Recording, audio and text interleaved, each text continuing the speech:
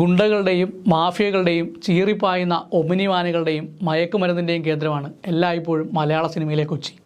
ആ അവതരണത്തിൽ ഇന്നും വലിയ മാറ്റമില്ല. എന്നാൽ നോൺ ലീനിയർ മേക്കിങ്ങിലൂടെ മുന്നോട്ട് നീങ്ങിയ രാജീവ് രവിയുടെ കമ്മട്ടിപ്പാടം അങ്ങനെ ആയിരുന്നില്ല. അതാത് ദിവസത്തെ അന്നത്തിനായി അധ്വാനിക്കുന്ന കൊച്ചിയിലെ വർക്കിംഗ് ക്ലാസ്സിനെയും ട്രേഡ് യൂണിയൻ സമരങ്ങളെയും സാധാരണ കുടുംബ ബന്ധങ്ങളെയും കമ്മട്ടിപ്പാടത്തിൽ കാണാം. മലയാള സിനിമ ഒറ്റപ്പെട്ട രീതിയിലാണെങ്കിൽ പോലും കൊച്ചിക്കാരോട് നീതി പുലർത്തിയിരിക്കുന്നു എന്നർത്ഥം. കമ്മട്ടിപ്പാടത്തിൻ്റെ 8 വർഷങ്ങൾ എന്നത് മലയാള സിനിമയിൽ ജിയോ പൊളിറ്റിക്സ് വ്യക്തമായി അവതരിപ്പിച്ച സിനിമാ അനുഭവത്തിൻ്റെ 8 വർഷങ്ങൾ കൂടിയാണ്.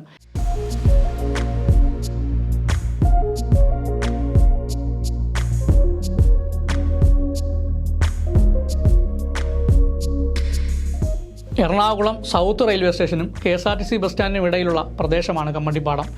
ഏത് സാഹചര്യത്തിലും വളരുന്ന കമ്മട്ടിച്ചെടികൾ കൂടുതലായി ഉണ്ടായിരുന്നതിനാലാണ് ആ പേര് വന്നത്.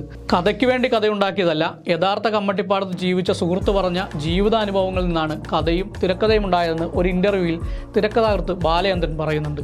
70കളുടെ അവസാനം മുതൽ 2016 വരെയുള്ള കാലത്തിനിടയിൽ കമ്മട്ടിപ്പാടം മാറ്റപ്പെട്ടതെങ്ങനെയെന്ന് സിനിമ കാണിച്ചു തരുന്നു.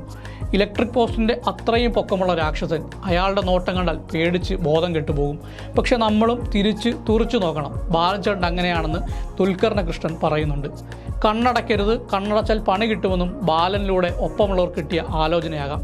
ഈ 2 ഓർമ്മകളും റീകളക്ട് ചെയ്യുന്നത് അപകടം പിണഞ്ഞ ബസ്സിലിരിക്കുന്ന വേളയിലാണ്. ബസ്സല്ല, ട്രെയിൻ വന്നാലും കമ്മട്ടിപ്പാടത്തെ പിള്ളേർ പിടിച്ചു നിർത്തുമെന്നും കൃഷ്ണൻ അപ്പോൾ ഓർക്കുന്നുണ്ട്. സമപ്രായക്കാരായ കൃഷ്ണനും ഗംഗയ്ക്കും എല്ലാമാണ് ബാലൻ. അയാളാണ് അവസാന വാക്ക്. അതിനപ്പുറമോ ഇപ്പുറമോ മറ്റൊന്നുമില്ല. കാര്യമായ പണിയും വരുമാനവും ഇല്ലാതെ ഇരുന്ന സുരേന്ദ്രൻ തൻ്റെ പെട്ടിക്കടയിൽ നിന്ന് വാറ്റുചാരായത്തിലേക്കും ശേഷം മദ്യവിപണനത്തിലേക്കും പിന്നീട് റിയൽ എസ്റ്റേറ്റ് കൂട്ടുകച്ചവടത്തിലേക്കും വലുതാകുന്നതും സുരേന്ദ്രൻ ആശാനാകുന്നതുമെല്ലാം ബാലനെയും കൂട്ടരെയും ഉപയോഗപ്പെടുത്തിയാണ്. ആശാന് വേണ്ടി എന്തും ചെയ്യാൻ മടിയില്ലാത്ത ബാലനെയും ഗംഗയെയും കണ്ട് നിസ്സഹായനായി തലകുനിച്ച് നിൽക്കുന്ന ബാലൻ്റെ അച്ചാച്ചനെ സിനിമയിൽ പല ഭാഗങ്ങളിൽ കാണാം.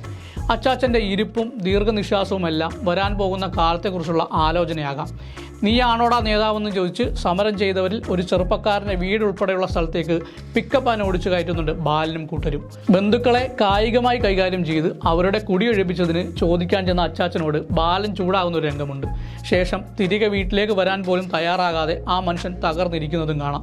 എത്ര സ്നേഹത്തോടെ ബാലാന്ന് സുരേന്ദ്രനാശാൻ വിളിച്ചാലും, എത്ര മദ്യസൽക്കാരത്തിൽ ഒരുമിച്ച് പങ്കെടുത്താലും, ഏതൊക്കെ വണ്ടിയിൽ ഒരുമിച്ച് പട്ടണം ചുറ്റിയെന്ന് പറഞ്ഞാലും, ആരെയൊക്കെ സ്കെച്ചിട്ടാലും എല്ലാത്തിനുമൊടുവിൽ സുരേന്ദ്രനാണെന്നും ബാലനാണെന്നും അച്ചാച്ചൻ അറിയാം. അതുകൊണ്ടാണ് പലവട്ടം ബാലനെയും കൂട്ടരെയും പറ്റാവുന്ന രീതിയിൽ അച്ചാച്ചൻ വിലക്കാൻ ശ്രമിക്കുന്നത്. ആ തിരിച്ചറിവുണ്ടാകുന്ന രാത്രിയാണ് ബാലനെ ആശാൻ ഉറക്കുന്നത്. ഇടതുപക്ഷ അനുഭാവിയാണ് അച്ചാച്ചനെന്ന് പല സാഹചര്യങ്ങളിൽ കാണിക്കുന്നുണ്ട്. കൃഷ്ണ, ഇത് ഞാനാണ് ഗംഗ എന്ന് പറഞ്ഞ് കൃഷ്ണനെ രാത്രി വിളിച്ച് സംസാരിക്കുന്ന ഗംഗ ഇരിക്കുന്നത് താമസ സ്ഥലത്തിൻ്റെ സമീപത്തുള്ള മതിലിന് മുകളിലാണ്. ആ മതിലിന് ഗംഗയുടെ ജീവിതത്തിലുള്ള പങ്ക് ഏറെ വലുതാണ്. ഏതോ കാലത്ത് പേരിന് മാത്രമുണ്ടായിരുന്ന അതിരുകൾ മുള്ളുവേലികളായതും വൈകാതെ കെട്ടുറപ്പുള്ള മതിലുകളായും രൂപപ്പെട്ടതിൻ്റെ ബാക്കി പത്രം കൂടിയാണ് ആധുനിക കമ്മട്ടിപ്പാടം. സിനിമയുടെ തുടക്കത്തിൽ അൻവർ അലിയുടെ പാട്ടിൻ്റെ അകമ്പടിയിൽ ഗംഗയുടെയും ബാലൻ്റെയും കൃഷ്ണൻ്റെയും ഒക്കെ കുട്ടിക്കാലത്തിനൊപ്പം നാടും തെളിമയുള്ള പുഴയും കൃഷിയിടങ്ങളും വിശാലമായ വഴികളും കിണറുകളും ഫ്രെയിമിൽ നിറയുന്നുണ്ട്. ഇതേ സ്ഥലം ഹെലിക്യാം ഷോട്ടിലൂടെ മധു നീലകണ്ഠൻ സിനിമയുടെ അവസാനവും കാണിക്കുന്നുണ്ട്. ഗംഗയുടെ മൃതദേഹം കൊണ്ടുവരുന്നതും ഇതേ സ്ഥലത്തിലൂടെയാണ്. റെയിൽവേ ക്രോസിലെ ബ്ലോക്ക് കടന്നു വരുന്ന ആംബുലൻസ് അതിനകത്ത് നിന്നിറക്കിയ ജീവനറ്റ ഗംഗയെ വീടിന് സമീപത്തേക്ക് കൊണ്ടുവരുമ്പോൾ ഗംഗയെ തോളത്തെടുത്തിരിക്കുന്നവരുടെ കൈമുട്ട് ഇടുങ്ങിയ വഴിയിലെ മതിലിൽ ഉരയുന്നുണ്ട്. ആ സീനാണ് കമ്മട്ടിപ്പാടത്തിൻ്റെ ആത്മാവ്. ഇതിനൊക്കെ മുൻപ് ആശാനെ തിരക്കി അയാളുടെ വീട്ടിലെത്തുന്ന ഗംഗയെ ആശാൻ്റെ കുടുംബക്കാരാട്ടിപ്പായിക്കുന്നുണ്ട്. ഈ വീടിരിക്കുന്ന സ്ഥലത്തിൻ്റെ യഥാർത്ഥ ഉടമകൾ തങ്ങളും തങ്ങളുടെ പൂർവികരുമാണെന്ന് വൈകിയെങ്കിലും ഗംഗ മനസ്സിലാക്കുന്നുണ്ട്.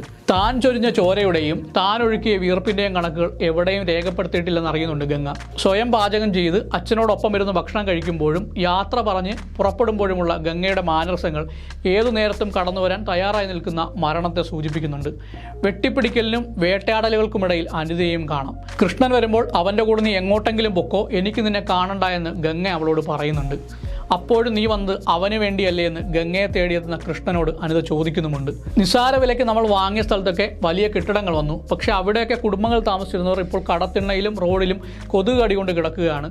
അതെല്ലാം കണ്ടാണ് അച്ചാച്ചൻ നെഞ്ചുവേദന ഒന്ന് മരിച്ചതെന്നും ഇനി ഇവിടെ ആരും വിൽക്കുകയോ വാങ്ങുകയോ വേണ്ട എന്നും ആദ്യമായി ബാലൻ സുരേന്ദ്രനാശാനോട് വിയോജിപ്പോടുകൂടി സംസാരിക്കുന്നുണ്ട്. സൗമ്യനായിട്ടാണ് ആശാൻ അതിനൊക്കെ ഇപ്പോൾ നോക്കി നടത്തുന്ന കമ്പനികളാണെന്നും നമുക്ക് റോളില്ലെന്നും മറുപടി പറയുന്നത്. എന്നിട്ടും വൈകിയെത്തിയ തിരിച്ചറിയലോടുകൂടി തന്നെയാണ് ബാലൻചേട്ടൻ എന്നേക്കുമായി പോകുന്നത്. കാസ്റ്റിംഗ് ആണ് സിനിമയുടെ കാതൽ. ഓരോ കഥാപാത്രത്തിൻ്റെയും പല പ്രായങ്ങൾ, ഒരേ മുഖഭാവങ്ങളോടും ശരീരഭാഷയോടുമുള്ള നടീനടന്മാരെ ഇത്ര പെർഫെക്റ്റായി മലയാള സിനിമ മുൻപ് കണ്ടിട്ടുണ്ടാകില്ല. വല്ലപ്പോഴും മാത്രം മലയാളത്തിൽ സംഭവിക്കാൻ സാധ്യതയുള്ള വിവിധ ലെയറുകളുള്ള ഒന്നാണ് രാജീവ് രവിയുടെ കമ്മട്ടിപ്പാടം. ബാലൻ്റെയും ഗംഗയുടെയും കൃഷ്ണൻ്റെയും അനിതയുടെയും ബാല്യം, കൗമാരം, യൗവനം എന്നിങ്ങനെ 3 കാലഘട്ടങ്ങളിലൂടെയാണ് കഥ മുന്നോട്ടേക്ക് പോകുന്നത്. ജെൻട്രിഫിക്കേഷൻ എന്നൊരു ടേമുണ്ട് ഇംഗ്ലീഷിൽ. കൂടുതൽ സമ്പന്നരായ താമസക്കാരുടെ വരവിലൂടെയും നിക്ഷേപത്തിലൂടെയും അവരെത്തുന്ന സ്ഥലത്തിൻ്റെയും ചുറ്റുപാടിൻ്റെയും സ്വഭാവം അവർക്കനുകൂലമായി മാറ്റുന്ന പ്രക്രിയയാണത്. അതിൽ കുടിയൊഴിപ്പിക്കലും കടന്നുകയറ്റവും കൂട്ടത്തിൽ ദുർബലരുടെ പലായനവും എല്ലാം ഉൾപ്പെടും. അതാണ് കമ്മട്ടിപ്പാടത്ത് നടന്നത്.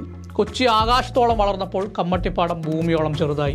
നിന്റെ ഈ എറണാകുളം സിറ്റിക്ക് വലിയ ഉറപ്പൊന്നുമില്ല. അത് നിൽക്കുന്നത് കമ്മട്ടിപ്പാടത്തിൻ്റെ ചതുപ്പില. അത് കെട്ടിപ്പൊക്കിയത് സിമൻറ്റും കല്ലും കൊണ്ടല്ല, കറുത്ത കട്ട പിടിച്ച ചോര കൊണ്ടാണ്, ഗംഗയുടെയൊക്കെ ചോരയെന്ന് കൃഷ്ണൻ സുരേന്ദ്രനാശാനോട് പറയുന്നുണ്ട്. അത് തന്നെയാണ് യാഥാർത്ഥ്യവും. 46ാമത് സംസ്ഥാന ചലച്ചിത്ര പുരസ്കാരത്തിൻ്റെ ഭാഗമായി മികച്ച നടനായി തിരഞ്ഞെടുക്കപ്പെട്ടത് വിനായകനെയായിരുന്നു. അവാർഡ് നേടി വിനായകൻ്റെ വീട്ടിലേക്ക് മാധ്യമങ്ങൾ എത്തുന്ന വഴി അന്ന് ലൈവായി കേരളം കണ്ടു. റെയിൽവേ ട്രാക്ക് കടന്ന് ചെറിയ കൂരകൾക്കിടയിലൂടെ ഒരു സംസ്ഥാന അവാർഡ് ജേതാവിൻ്റെ വീട്ടിലേക്ക് പോയത് ചർച്ചയാകാതിരുന്നതിൽ നമുക്ക് അതിശയം തോന്നാം. എന്നാൽ വിനായകനോ അയാൾ ഉൾപ്പെടുന്ന കമ്മട്ടിപ്പാടം നിവാസികൾക്കോ അതില്ല. ദുരഭിമാനക്കൊലകളും 100 കണക്കിന് കെവിന്മാരും മധുവും സോഷ്യൽ മീഡിയയിലെ കോളനി വിളികളും മുഖ്യമന്ത്രിക്ക് വരെ ജാതി അധിക്ഷേപം നേരിടേണ്ടി വരുന്നതുമൊന്നും പ്രൈം ടൈം ചർച്ചയാകാറില്ലെന്നാണല്ലോ വാസ്തവം. ഭൂമിക്ക് മുകളിൽ നീളൻ കാലുകളുള്ള കെട്ടിടങ്ങൾ ഉയർന്നതും സമാന്തരമായി 1000 കമ്മട്ടിപ്പാടങ്ങൾ ലോകത്തിൻ്റെ പല ഭാഗങ്ങളിൽ ഉണ്ടായതും ജനിച്ചു വളർന്ന നാട് വിട്ട് എങ്ങോട്ടെന്നില്ലാതെ കുറേ പേർക്ക് ഓടിപ്പോകേണ്ടി വന്നതും പോകാനാകാത്തവർ ചോരയാൽ കെട്ടിപ്പൊക്കിയ കൊട്ടാരത്തിൽ സുരേന്ദ്രനാശാന്മാരുടെ അകമ്പടിക്ക് ജീവിതം തുലച്ച് നിൽക്കേണ്ടി വന്നതും കഥകൾ മാത്രമാവില്ല. അക്കാണും മാമലയൊന്നും നമ്മുടെതല്ലൻ മകനെ, ഇക്കായൽ കയവും കരയും ആരുടെയും അല്ലൻ മകനെ എന്ന പാട്ടിലെ വാക്കുകളും വരികളും പാർശ്വവൽക്കരിക്കപ്പെടുന്ന ലോക ജനതയ്ക്കനുസരിച്ച് അവരുടെ നാട്ടിലെ പ്രാദേശിക ഭാഷകളിൽ മാറിക്കൊണ്ടിരിക്കും. പക്ഷെ പാട്ടിൻ്റെ രാഷ്ട്രീയവും അതുപേർന്ന വേദനയും നീറ്റലും ഒട്ടും കുറവില്ലാതെ ലോകത്ത് തുടരും.